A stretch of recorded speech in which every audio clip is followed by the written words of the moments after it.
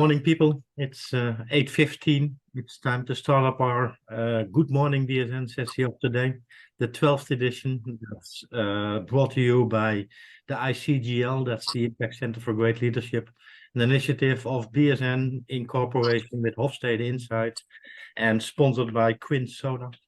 And every Tuesday morning, we're going to take you around the 4 pillars that we believe are there to compose the aspects of great leadership, practical sessions that will allow you to absorb the knowledge shared by all of us today, and that will enable you to take them directly into your working spot to practice what you've heard, and hopefully that gets you to a higher level of leadership that we want to achieve. Today's topic is all about one of those 4 pillars, and the pillar today we're trying to enclose is embracing change.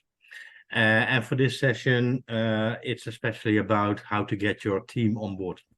As a presenter today, we have Koen Litjens. Koen is owner of Motivact and also our teacher at BSN on the topic of change management. And reflecting upon his presentation will be Lera Bale, CEO of BSN in Nigeria. And while people are still coming in, let me tell you that I'm going to first ask Koen to make his presentation. Then Lero will reflect on that, and after that, there's the opportunity for all of you to ask your questions. You can ask your questions in the chat, or you can ask your question by raising your hand, and I will appoint you to ask your question. Be aware that this session is being taped, so it's being recorded.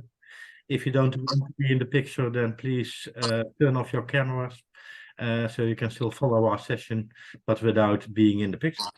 The session is going to take until exactly 8:53. Then we're going to close down and say goodbye to all of you. So you have time to take a cup of coffee or tea and to start up your working day. Koen, may I ask you to start your presentation? Okay, thank you, Tuan. Good morning, everybody. Good morning, world, I may say. I see people from everywhere. That's great. We are going to talk about change management, and I've got 4 head topics. One is, what about the energy, the push and pull energy you will notice in your organization when confronted with change? And secondly, how can you as a leader be the change, and what is the effect on the organization? Thirdly, we're going to talk about results. Of course, everybody wants results when it is when confronted with change or in the change process itself. I will give you another perspective on that. And fourthly, I want to discuss with you the flux. How get in a change flux? We are in times when change is kind of standard in organizations. So and around us as well. So how do you get into a flux? Well, let's look at the presentation. I have some key questions. Thank you, Arthur. Please, next slide, Arthur, if you want. Thank you. So, what about the energy in the organization? And I always look at it when it is a kind of push or pull a question. What do I mean with push or pull? How do you get the organization in the change modus? And what do I mean with push and pull? Well, let's see, when it is a kind of push moment, then we look more at that change is really needed from the perspective, if we don't move, then we will not only get stuck, but we will lose so much energy that, we can end, I don't know, somewhere in the mud that we cannot get out anymore. So the urgency of getting moving, for instance, by things that happen in surroundings, we need to change. So we need to push forward. The other thing, the other perspective is that we can create a future which is pull, and then we can create a future which is kind of, well, I would not say heaven, but that kind of way that we can create a kind of situation where everybody wants to go. That's a different energy. It's an energy of wanting to go somewhere, or of an energy of pushing, and because we need to get going. The question is then, who is realizing what the situation is? Who is the organization realizing? Is the energy there that everybody is in a kind of sense of urgency that change is needed? If not, you can push the sense of urgency by letting the situation get to a kind of stage where people are more into an area of, okay, we need to do something. Mostly what I see in organizations is that people go too quickly into action. Sometimes it's necessary to leave the situation, the bad situation, a bit longer. So don't get too quickly into action. So that means that often you see people get moving themselves. Because then you can also ask yourself who is getting involved and when. So if you go too soon into action, that means that people are more in the waiting modus. Okay, somebody else is moving, so I don't need to move. So if you wait a bit longer, then often you will see that people get moving. So the waiting part is essential as well, as long as also the timing. So when I come to a conclusion, then we can say that change needs energy. And emotion is the fuel. So, and process is then your guide. I will come back on the process part. So, but we need emotion to get going. And if we don't have the emotion on the right level, people will lay back. They will lean back, they will wait. So don't worry about emotion. It can be negative emotion, it can be positive emotion. So it can be more from the push side and more from the pull side. But that's not to worry at this moment. And this moment is when the energy is high, the emotion is high. When the emotion is high, the energy is high. Okay, Arthur, can you please give me next slide? Thank you, Arthur. Let's look at then, okay, if we are in the kind of in the moving part, how can I be the change? So how visual are you in the change process as a leader? So there are three things you need to remember. One is when you are in the change process, you are always an example. So if you discuss together with your team which way to go, from moment one, everybody is looking at you. So what kind of behavior you are showing, what kind of a change behavior you are showing, you will be always an example. So that comes to the second part. You need to be really, really focused on the details, because details can break the change or can accelerate the change. So that's very important, that all the details, so for instance, the things you say in meetings, for instance, how what kind of symbols you use to embrace the change, what kind of exemplary behavior you show to embrace the change, etc. And the third thing is that that we are continuously influencing the subconscious of our employees. That's possible to, for instance, to have posters, to have all kinds of symbols, to continuously use in words in which you communicate. You can consciously influence the subconscious of your employees by becoming the change. So it is important as a leader that you not only try to set the fire under the change process, but also be involved and continuously live the change, because people are continuously looking at you and looking at your example. Next slide, please. So then, of course, if we are in a change process, we want results. Why do we want results? We want to have the feeling that we are on the right track. So my suggestion would be to just trust the results and not only focus on the results. Why?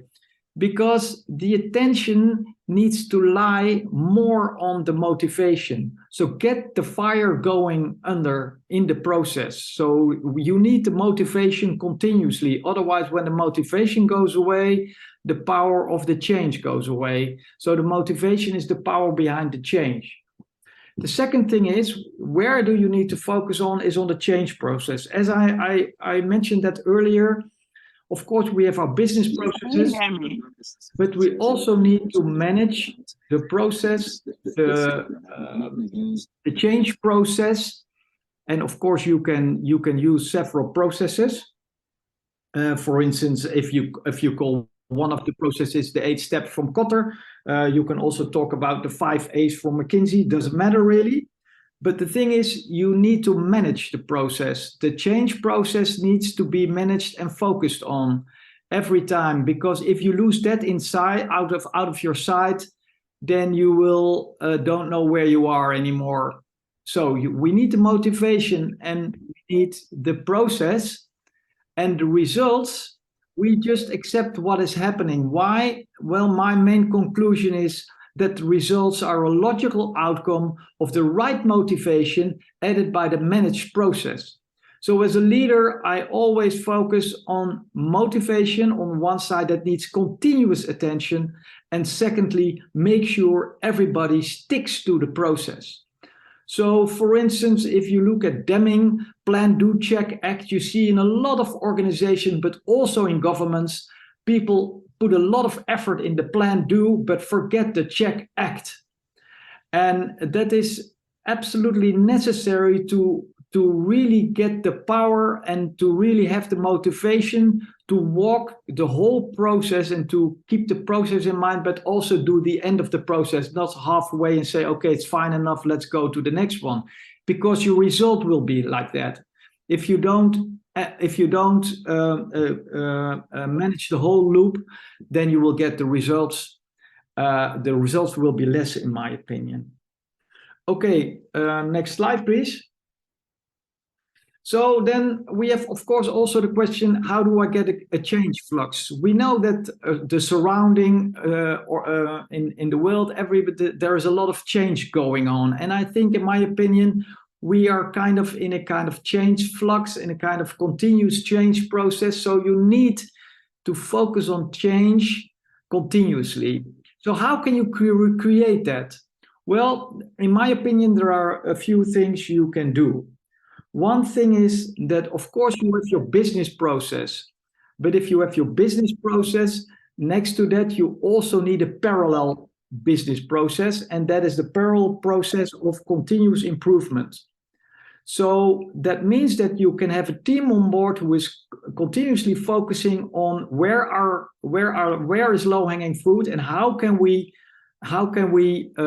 activate a change process so we can continuously improve the main business process. So, for instance, you have a flexible team, like the voluntary fire department, or you can have an improvement team in your business who is continuously looking for low-hanging fruit, making plans and following the change process to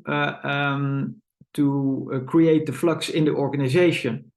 So that means that you also need to create time for change. That can be in money, but it can also be in people, as I told. You can have a separate department, or you can have a kind of voluntary fire department. That's also possible, of course. And then you have a more kind of when there is fire, you go in with your team and you follow the process and you change your main business processes. You can also have some small continuous change process in the background. One of the things you can do is, for instance, like Disney. Disney is continuously working on new attractions or new ways of serving the people in their parks. And that's also possible that you have a small project in the background in which you can continuously work on new things. That's also a thing. So you have kind of 3 ways of having that in your organization. And what do I mean then, for instance, coming back on coming back on change process. I think when it comes to change process, in my opinion, there are two main processes which can be used. Of course, there are probably more, but in my opinion, the McKinsey 5A model is very interesting to look at, because not only that McKinsey has a lot of experience with change process, but it's very practical. The other one is, of course, everybody knows it, Kotter. The 8 steps of Kotter, which are also mentionable, because I think when it comes to the 8 steps of Kotter, it's very complete. When I look at, of course, the plan, do, check, act, you need to give more body to that, in my opinion, because a lot of thoughts are about the how to work on that process. Well, especially the plan, do is very worked out, but the check, act, we don't know always what to do with that. So that needs a lot of attention. That's also one of which is possible. That is from the process side. But from when I reflect back on the presentation, when you want to go to change flux, you really need to change. One of the things as behavior, as a motivator, I would say one of the things that's important as a leader is to make sure that you get into the right modus for change. And what is that? One of the things we see now in society is a lot of pressure on duality. You are in this group or you are in that group.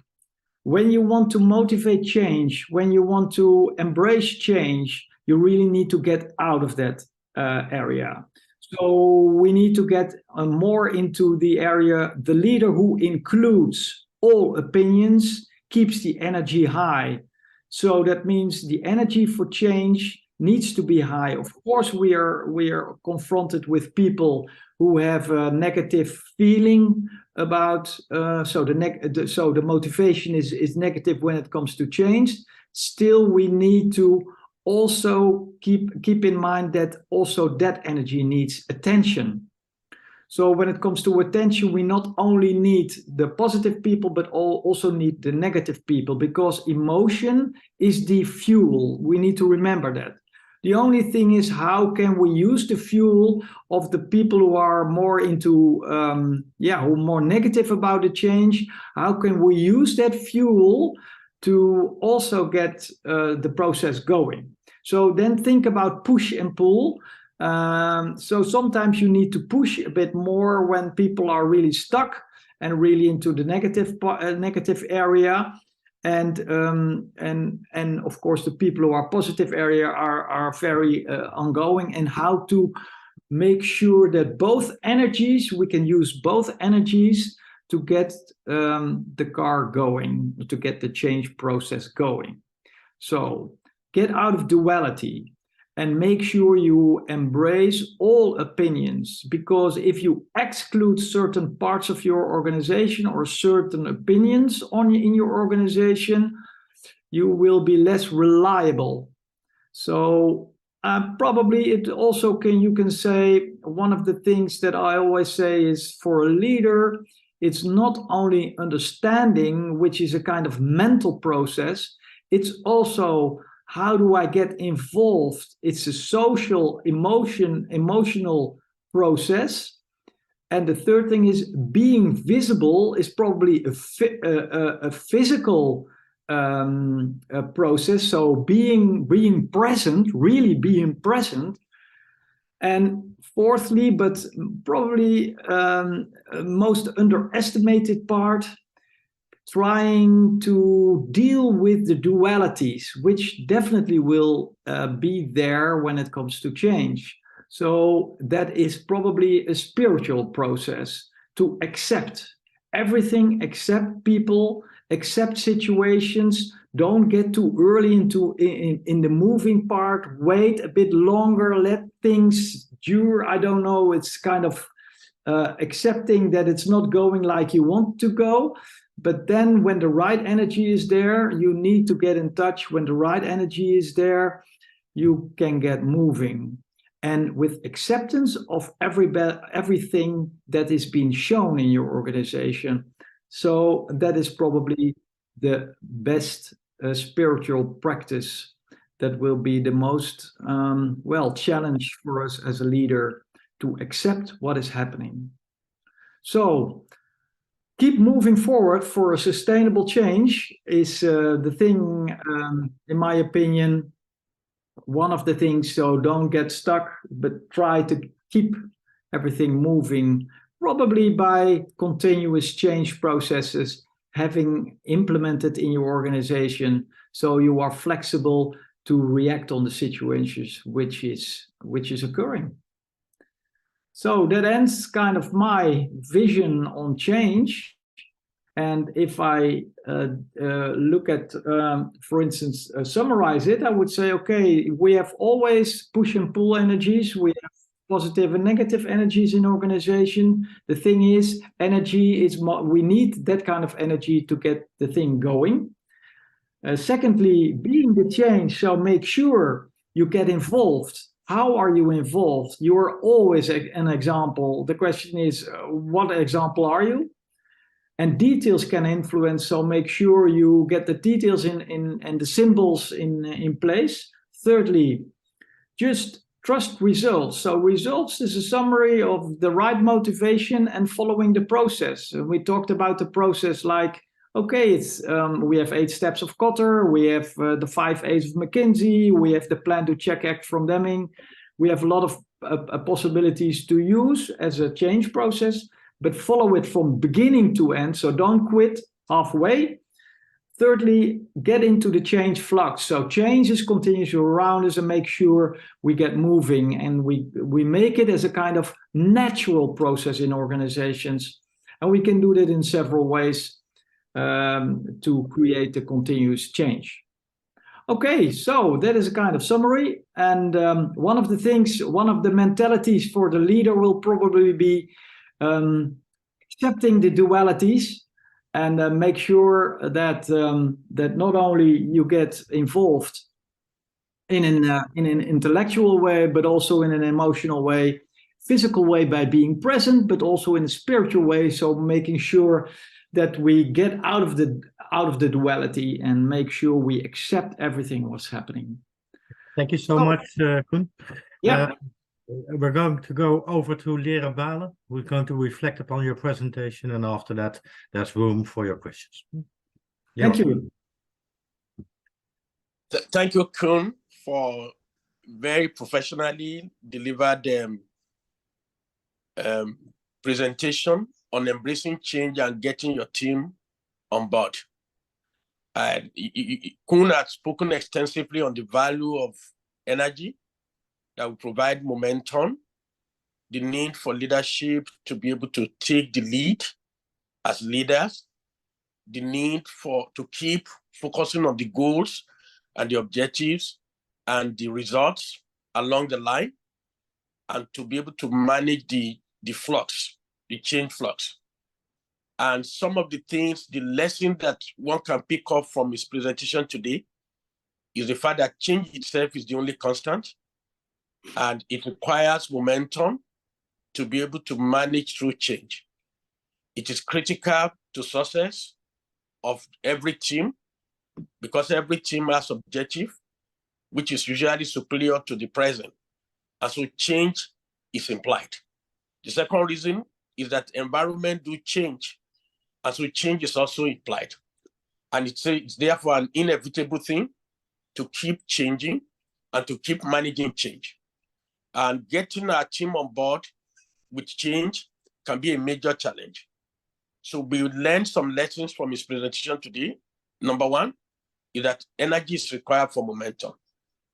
Number two, the change process will need to be clearly communicated by the leader, particularly explaining the reasons for change, which has to be aligned with goals, and to increase the understanding to pursue and to be able, and the rationale for the change itself.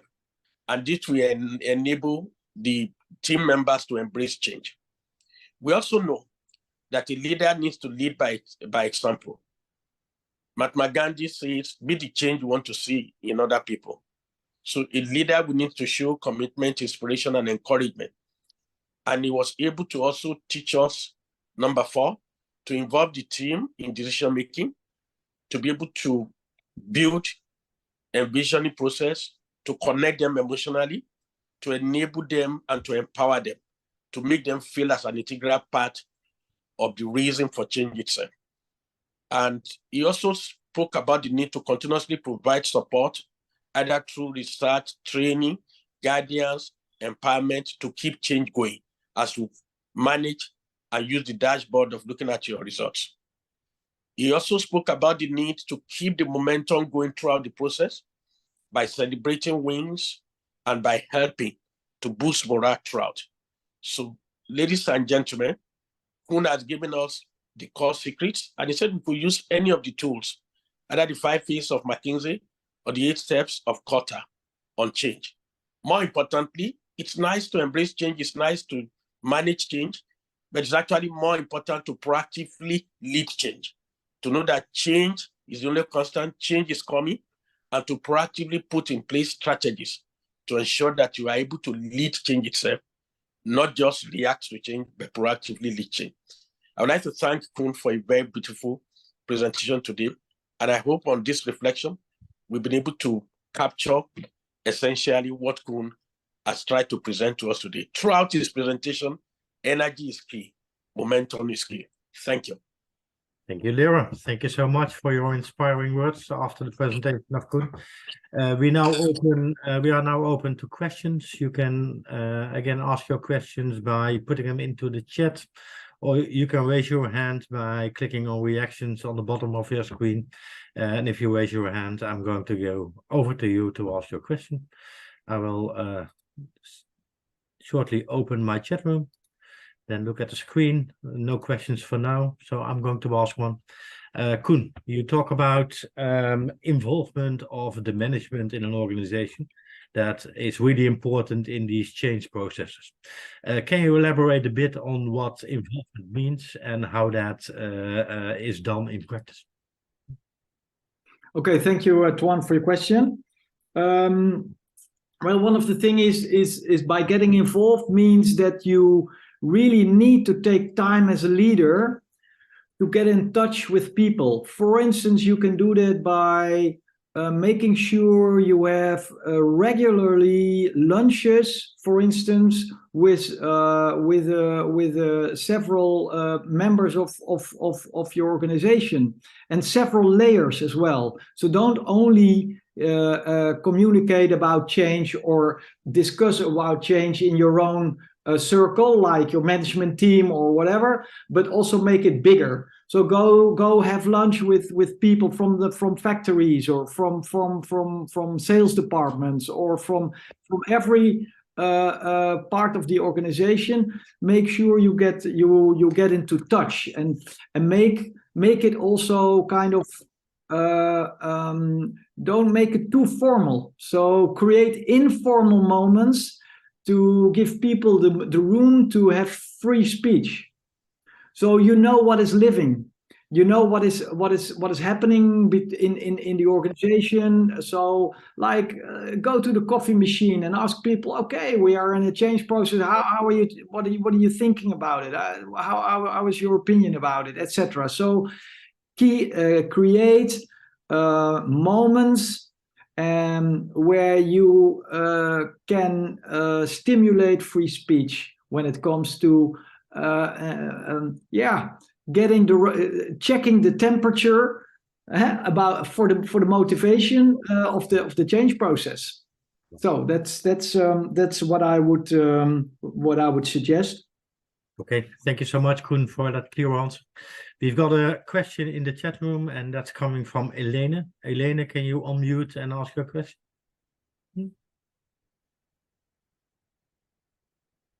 Elena? She's on mute, the video is off, so I'm going to read out what she asked. Should leaders rather exit an organization where one of these leaders is the founder, spreading negative energy in order to protect his old ways, impacting negatively on the change process, albeit that most stakeholders support the change? Is that a question that you can answer, Koen or Lira? Yeah, well, I would say when it comes to influence, if a leader spreads negative energy, it's a big challenge because he has a big influence on the change process and on the success of the process. So when it comes to motivation and energy, when the leader is negative on change, then well, probably I would say the rest of the board or the management team should get into a discussion. So, or he kind of steps through the process and gets into a neutral stage, or otherwise, yeah, he probably must look for another challenge in other organization to work, because it is too, if the leader is negative, or one of the leaders are negative, then it is very difficult. Yeah, it's very difficult to keep it because the influence is too big. Yeah. So I would suggest, yeah. You answer again. Leroy, have you got something to say about this question? Or shall I move over to the next one?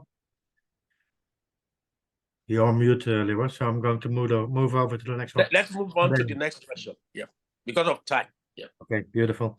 So I got a question about waiting. That one was of particular interest to me. So somewhere in your presentation, Koen, you told, okay, when a leader steps in and he wants to make a change, there's also a part of it that has waiting involved. So don't start jumping into actions immediately, but wait for a while to be at the right moment to start planning out the changes you want to make. What's the time? How do you, as a leader, notice when it's time to start moving, start getting into the action mode, and start that change process you want to start up? Yeah, that's a very good question, Tuan. It's probably also when you are really in connection with your surrounding, if you are in connection with your organization. We know all, when it comes to change, not only motivation but also timing is important. Of course, sometimes you cannot wait and you need to get going because the urgency is so high, but that is probably an urgency which is financial, or in a different way when the urgency is high. But you need to make sure that the organization knows that the urgency is high. So if you are, as a leader, have a financial problem and you don't communicate it with your organization and you wait till the last moment, then at the last moment you need to persuade the organization that you have a problem. So the earlier you create a kind of restlessness in the organization because things are getting in a kind of direction. So getting your team involved in an early as possible, that there are issues we need to change, the earlier the better. So if you wait till the last moment, then you need to create a lot of flux in a short time. But when you involve them earlier, in that you get moving because things are not going the way they want to go, the earlier you bring them in, the better it is. So what about the waiting then? So then you can plant the seed for change in the early stages possible, and then you wait. Because then you wait and you see what will happen, and continuously you apply the group or the team, or that is needed, that change is needed, and then you wait what the reaction will be. And the earlier you are, the more time you have to do that, to play that game, to play the game of what is coming out of the organization for change. Are people getting more restless? Are people getting yes, and then you feel one way, okay, everybody is so restless, everybody is in moving, and then you implement, and then you come with a vision. Okay, let's get moving. And then when everything is, so sometimes you need to get people a bit restless and moving, and then the energy is there. You know what I mean? if things are stuck, you need first to get it kind of loose, and then when it's loose, then it's moving in the direction. That's the kind of analogy I would use for that. Beautiful. Yeah. Ruwimbu Doka has got a question for us. Ruwimbu, can you unmute and ask your question? It's actually a picture in the chat room, but perhaps that's something around it. Not quite a question. It was in response to what Elaine asked regarding a major stakeholder. And I was just sharing a picture on stakeholder management where I was saying, when a stakeholder has high interest and high influence, she can probably research on the stakeholder matrix, and knowing their organization, she should be able to get some tips on how to manage that particular key stakeholder. Okay. Beautiful. Thank you so much, Ruwimbu. We've only got like 2 minutes left in this session. So if there are any questions out of the public, again, raise your hands or put them into the chat room. I'm kind of curious, Koen, about the separate change process that you spoke about. What is that? What are those separate change processes, and how do you work with that? Yeah, thank you for the question, Tuan.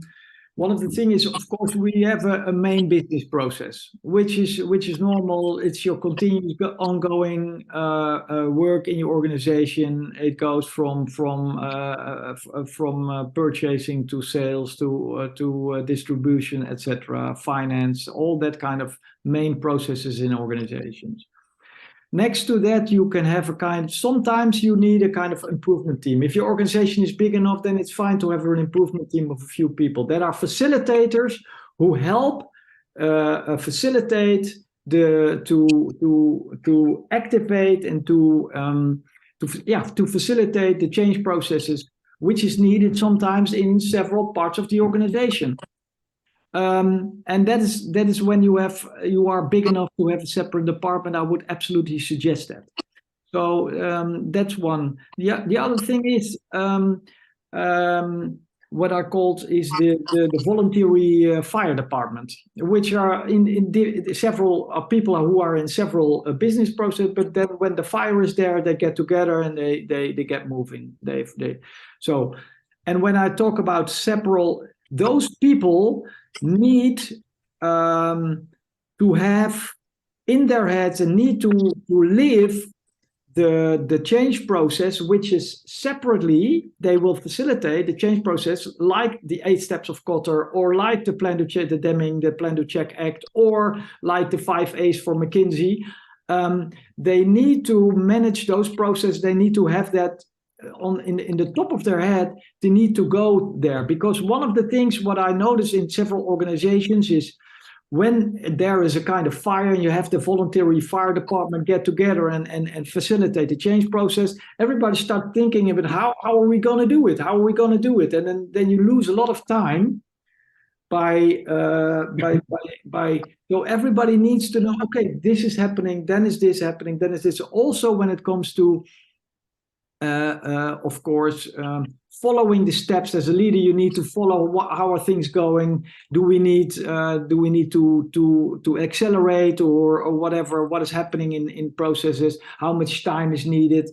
Then you need to get an overview of the separate process. So that's definitely a separate change process next to the normal business processes. That is what I mean with this.